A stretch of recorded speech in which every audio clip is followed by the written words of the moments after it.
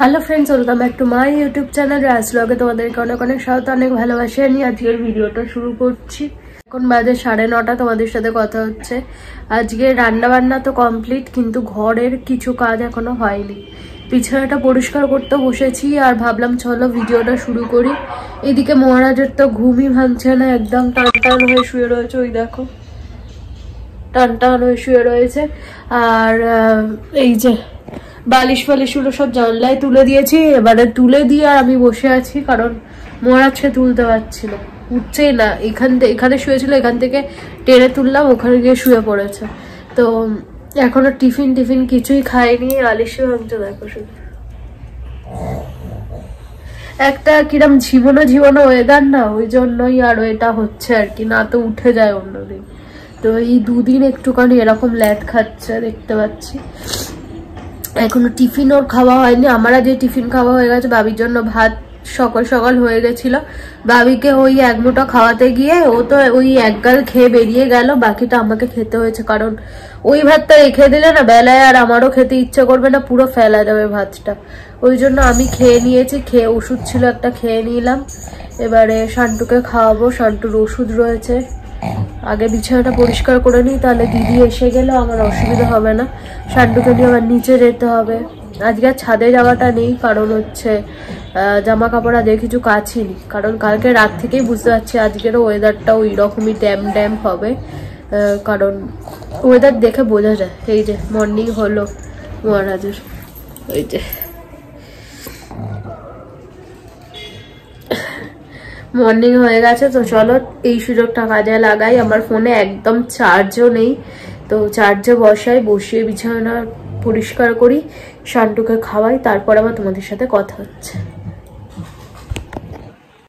স্নান পুজো সবকিছু হয়ে গেছে, এখন তোমাদের সাথে কথা হচ্ছে। এখন বাজে 1টা।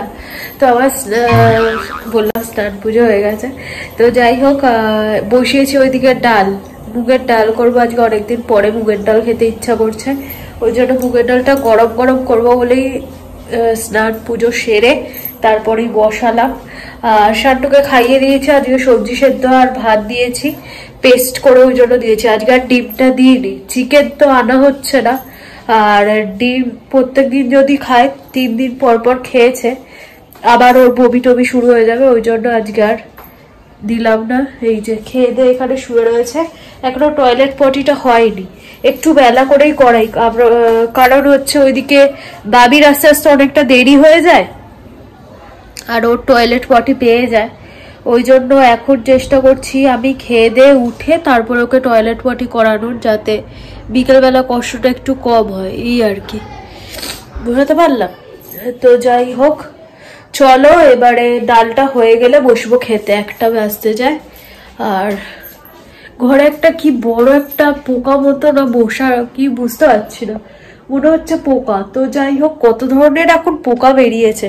ঠিক ওই ওপরটায় দেখতে পাচ্ছ কালো মতো বসে রয়েছে। যতক্ষণ না আমি ওটাকে তাড়াতে পারছি বা মারতে তো পারছি না, ঝুলঝাড়ুটা দিয়ে মারাই যায়, কিন্তু দাগ হয়ে যাবে, ওই জন্য কিছু করে উঠতে পারছি না। কিন্তু বারবার ওটার দিকেই আমার চোখ যাচ্ছে ঘুরে ফিরে। তো চলো আর কি, ডাল হয়ে গেলেই খেতে বসে যাবো। খিদেও পেয়ে গেছে, সেই সকালবেলা ভাত খেয়েছি তো খিদে পেয়ে গেছে। ভেবেছিলাম ভাতটা খেলাম অনেকক্ষণ যাবত থাকতে পারবো। ও বাবা, একটা তো একটাই, মানে এমন খেয়ে অভ্যাস হয়ে গেছে টাইমটা। তো এখন টাইমের এদিক থেকে ওদিক হলেই খিদে পেয়ে যায় দেখি। তো ডালের মধ্যে দিয়ে দিয়েছি কড়াইশুঁটি। মুগের ডালে কড়াইশুঁটি দিয়ে খেতে দারুণ লাগে না? আমার তো বেশ ভালোই লাগে। তো একটু ডালটা মিষ্টি মিষ্টি করে করবো, যাতে ওই বেগুন ভেজেছি, আলু ভেজেছি, ওই দিয়ে খেতে দারুণ লাগে। আগের দিন বাড়ি গেছিলাম আর মা করেছিল মুগের ডাল।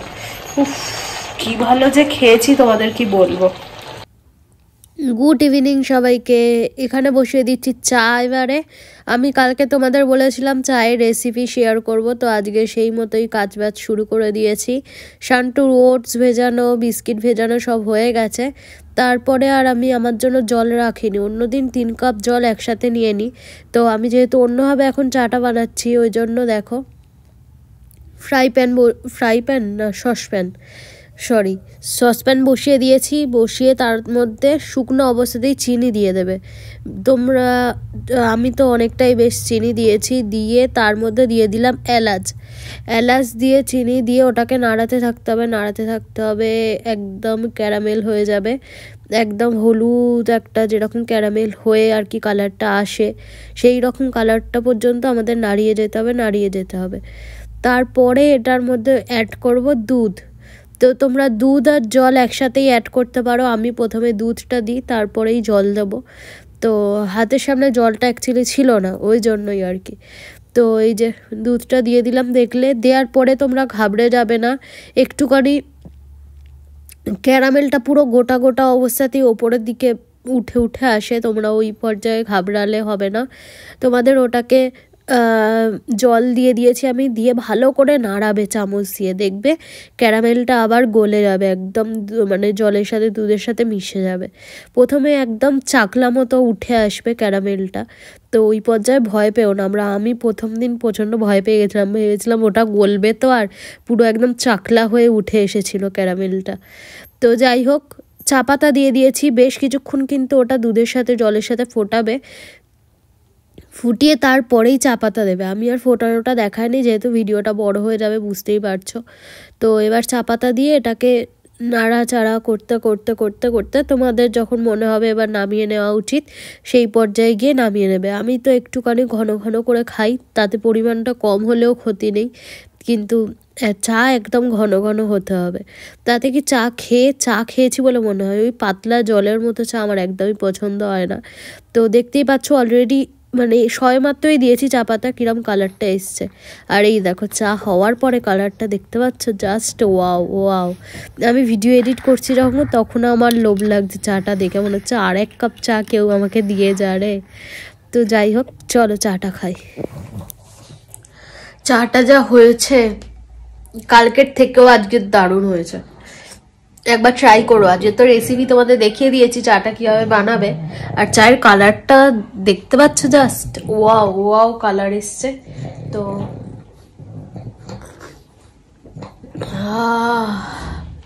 হ্যাঁ, আমি যখন চিনিটা দিয়ে গলালাম দেখতে পেলে, তো ওটা কিন্তু তোমরা তোমাদের পরিমাণ মতো দেবে, ঠিক আছে? ওখানে আর আমি কিছু বলিনি, তোমরা তোমাদের পরিমাণ মতো দেবে। কারণ হচ্ছে আমি একটু মিষ্টিটা চায়ে বেশি খাই, ওই জন্য একটু বেশি চিনি দিয়েছি। তোমরা যদি কম খাও তাহলে কম চিনি দিয়ে করবে, ঠিক আছে?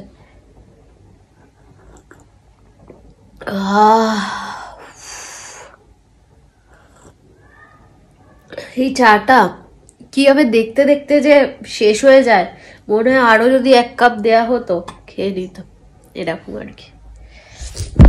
তো বন্ধুরা, গুড ইভিনিং সবাইকে। চা খেয়ে নিয়েছি, এই যে মনে হচ্ছে ঠান্ডাটা লেগেছে, আর মনে হচ্ছে আরো যদি এক কাপ এরম চা পাওয়া যেত খুবই ভালো হতো, কিন্তু অত দুধ চা খেলে আর আমি উঠতে পারবো না কাল সকালে। তো যাই হোক, নিজের কথাও চিন্তা করছে, নিজের শরীরের কথা চিন্তা করে আর খেতে ভরসা পাচ্ছি না, তো দুধ আছে এখনো পর্যন্ত। তো যাই হোক, কত বড় একটা রুমাল নিয়ে বসেছি দেখতেই পাচ্ছ, নাক মোছার জন্য। আর এখানে ভাবির দুটো জামা নিয়ে বসেছি, এখন না খুব সুবিধা হচ্ছে সকালে করে, দেখছি জামাটা আয়রন করে রাখলে সকালে অনেকটা চাপ কম থাকে, মানে রান্না বান্নার দিকটায় আমি থাকতে পারি না, তো ওই টেনশনে থাকি জামা আয়রন করতে হবে এই ব্যাপারটা আর কি। দেখো জামা দুটোর ওপরেই ওকে শুতে হলো। তো এই জামাটাও মানে সচরাচর উইকডেসে পরে যায় না, এটা শনিবার এরকম আর কি পরে যায়। শনিবার দিন জিন্স আর কি, জিন্স আর কি বলে গেঞ্জি পরে যেতে পারে, কোটাকে তো একদমই পরে যেতে পারতো না, মানে শনিবারও শার্ট পরতে হতো, কিন্তু এইচডিএফসিতে সেটা নয়। তো ওই জন্য এই জামাটাও আয়রন করে রাখবো, প্রত্যেকদিন দুটো করে করছি, তাহলে কি হয়ে যাচ্ছে আর কি ঠিকঠাক।